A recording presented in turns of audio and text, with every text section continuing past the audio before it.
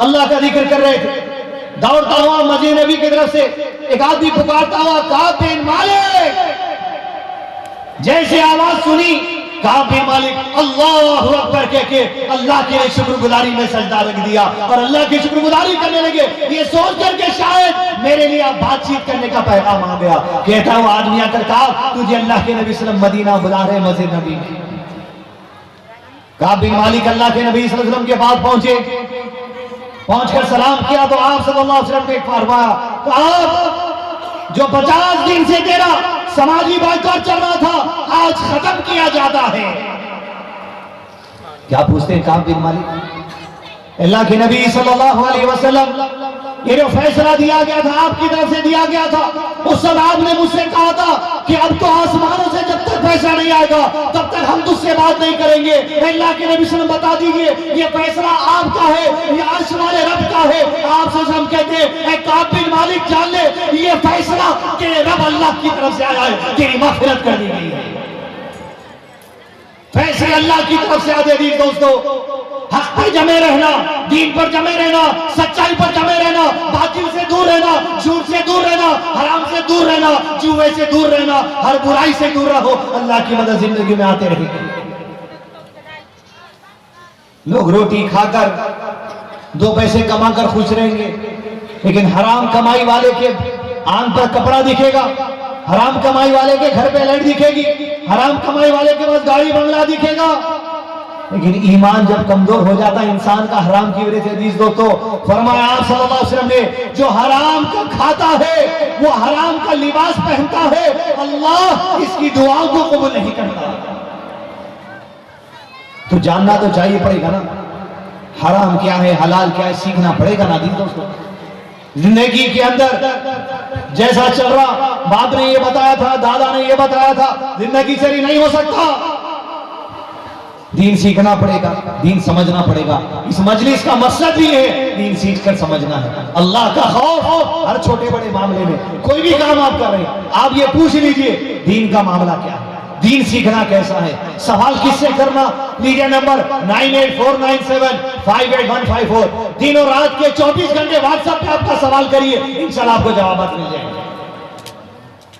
अजीज दोस्तों, जिंदगी अल्लाह का खौफ, अल्लाह की खशियत, उसका तकवे के साथ गुजारना, यही बुनियादी मकसद है। मस्जिद में नमाज इबादत के साथ साथ घर के अंदर लोगों से बातचीत करना भी अजर सवाब और सदका बन जाएगा हम तमाम के।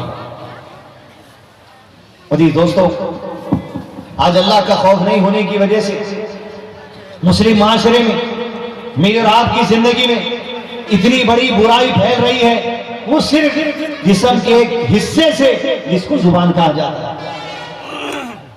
अल्लाह का खौफ नहीं होने की वजह से आज एक मुसलमान दूसरे मुसलमान को कत्ल करने के डर पे है, हाथ से नहीं अपनी जुबान से मार दे रहा है, अपनी जुबान से मायूस कर दे रहा है, अपनी जुबान से सामने वाले की मुस्तकबिल को बर्बाद कर दे रहा है, सामने वाले की जिंदगी को बर्बाद कर दे रहा है।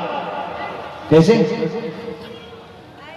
अल्लाह के नबी सल्लल्लाहु अलैहि वसल्लम किससे साहबा ने जब फरमाया सल्लल्लाहु अलैहि वसल्लम ने, क्या मैं तुम्हें बताऊं वो एक अमल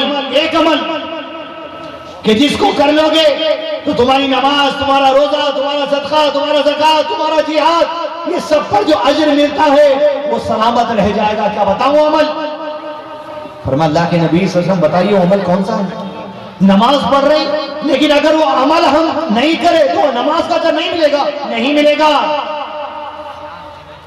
रोजा रखते हैं, अगर वो अमल ज़बान वाला नहीं करेंगे तो सवाब नहीं मिलेगा, नहीं मिलेगा।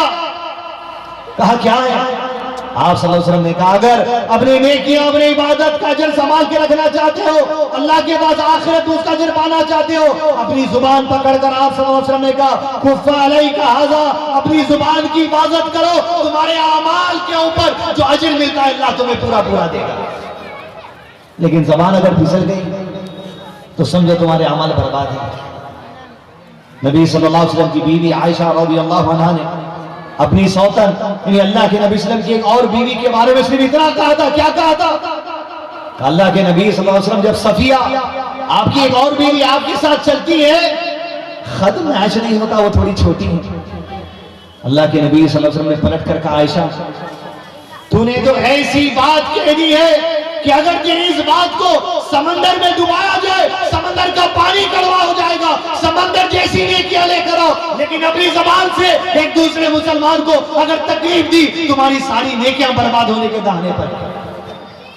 अपनी जबान को संभाल कर रखिए दी दोस्तों। बिलखुसूस ऐसे मुसलमानों के बारे में जहां आप देखते हैं ये मुसलमान गुनाह कर रहा है, ये मुसलमान शराब पीता, ये मुसलमान जुआ खेलता, ये मुसलमान राल्डी खाता, ये मुसलमान कत्ल करता, ये मुसलमान शराब पीता, ये मुसलमान जिना करता, खबरदार अपनी जबान को भी ऐसे लोगों के बारे में मत चलाइए, अच्छी बात करिए ऐसे लोगों से। इसलिए कि जब जबान चलती है तो एक जुमले को याद रखो दी दोस्तों, मैं और आप हम में से हर कोई शैतान के मददगार बन जाते हैं। कैसे? खास तौर पे औरतें भी इस बात को याद रखें, मर्द भी याद रखें, इसलिए कि छोटी छोटी गलियां यहाँ पर, हर गली में कहीं ना कहीं 4 औरतों के नुक्कड़ पे जमा बड़ा है। जब गुफ्तगू चलती तो क्या चलती? क्या दीन की बात होती? तुम्हारे घर में क्या हुआ था, मेरे घर में क्या हुआ था, तेरा शौहर क्या बोला था, मेरा शौहर क्या बोला था, तेरा ससुर क्या बोला था, मेरा ससुर क्या बोला था। मर्द हजरात खुश हो रही, चलो हमारी औरतों को बोलने वाला कोई तो भी आया। यहाँ औरतों को बोलने के साथ मर्दों को बोलने वाला भी है, वरना ऐसा नहीं हर मजलिस में खाली औरतों को बोला जा रहा। तो मर्द की मजलिसों में किसकी बात होती थी? मेरी बीवी ने ऐसा कर दिया, मेरी माँ ने ऐसा कर दिया, फला ने ऐसा कर दिया, मेरी सास ने ऐसा कर दिया। तुम भी तो इधर की बात कर रहे थे, इधर की बात चल रही है। सब के सब मिलकर अपनी नेकियों को बर्बाद। अफसोस कि अपनी औरत, अपनी बीवी की गिरत तुम्हारे पास नहीं है और उसकी बुराई, उसके गुनाह 4 दोस्तों के सामने बयान कर रहे हो। और अफसोस औरतों पर कि तुम्हारे पास अपने शौहर की गिरत, उसकी जो इज्जत की परवाह नहीं है कि उसकी बुराई को 4 सहेलियों में नचा रहे हैं। ये मामूली बात नहीं है दी दोस्तों। शराब जब हराम हुई तो मदीने में आपने सुना होगा कि लोगों ने शराब के साथ शराब के बर्तन भी फेंक दिए, लेकिन फिर भी कुछ लोगों में भी शराब पीने की आदत थी, धीरे धीरे गई, जिसमें एक साहबी भी थे। शराब हराम होने के बाद मस्जिद नबी को एक दिन शराब पीकर आ गए। अल्लाह के नबी सल्लल्लाहु अलैहि वसल्लम को इत्तला दी तो आप सल्लल्लाहु अलैहि वसल्लम ने कहा भी समझाओ। पहली बार समझा दिए। कौन सी बार समझा दिए? कितने बार समझाए? पहली बार। चले गए, कुछ दिन गुजरे, फिर शराब पी कर आए। दूसरी मर्तबा भी अल्लाह के नबी ने समझाने के लिए लोगों ने समझा दिया। कितने बार समझा दिए? कुछ दिन के बाद फिर पी कर आ गए, फिर समझा गया, फिर कुछ दिन के बाद फिर चौथी मर्तबा पी कर आ गए। कितने बार? जब चौथी मर्तबा शराब पीकर आ गए तो अल्लाह के नबी सल्लल्लाहु अलैहि वसल्लम ने कहा इसे समझाने के लिए मारो। किसी ने जूते से मारा, किससे मारा? किसी ने कपड़े से मारा, किससे मारा? अजीज दोस्तों, इस बात को नोट कर जाइए, मारने में और जबान चलाने में सबसे बड़ा नुकसान जबान चलाने का होता है, इंसान के हाथ से मारने का नहीं। दलील यही हदीस है। किसी ने जूते से मारा, चप्पल से मारा, कपड़े से मारा, लेकिन उन्हीं साहबा के ग्रुप में से एक ने अपनी जबान चलाई। कहा तू कैसा है, तू ऐसा है, तू फला है, तू ये कहने के बावजूद नहीं सुनता, गुनहगार है, ऐसा है वैसा। जबान चलाई, मायूस होने वाला सामने।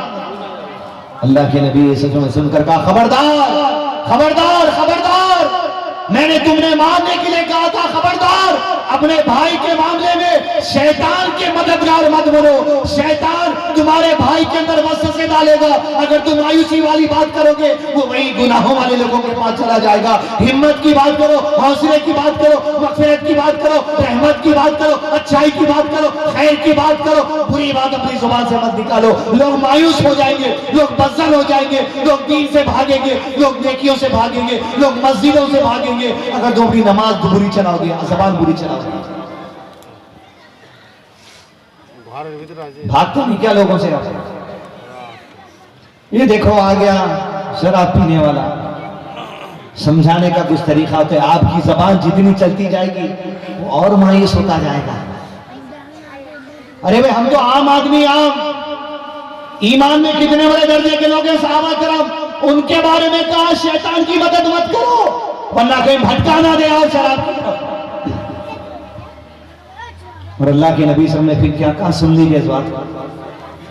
खबरदार अपने भाई के मामले में शैतान के मददगार मत बनो। मैं मोहम्मद सल्लल्लाहु अलैहि वसल्लम इस बात की गवाही देता हूं, इसी आदमी को जिसको तुमने मारा है अल्लाह इस बंदे से मोहब्बत करता है। अरे शराब पीने वाला, लेकिन मोहब्बत अल्लाह की मिली है उसे। जब ये रहमत की बात कही अल्लाह के नबी सल्लल्लाहु अलैहि वसल्लम ने अपनी जुबान से हिम्मत आ गई, फिर उसके बाद कभी अपने हाथ में शराब को नहीं उठाया। क्या मैं गुनहगार नहीं हूं? क्या आप गुनहगार नहीं हैं? अल्लाह के अजाब का खौफ तो होना, लेकिन अल्लाह के अजाब के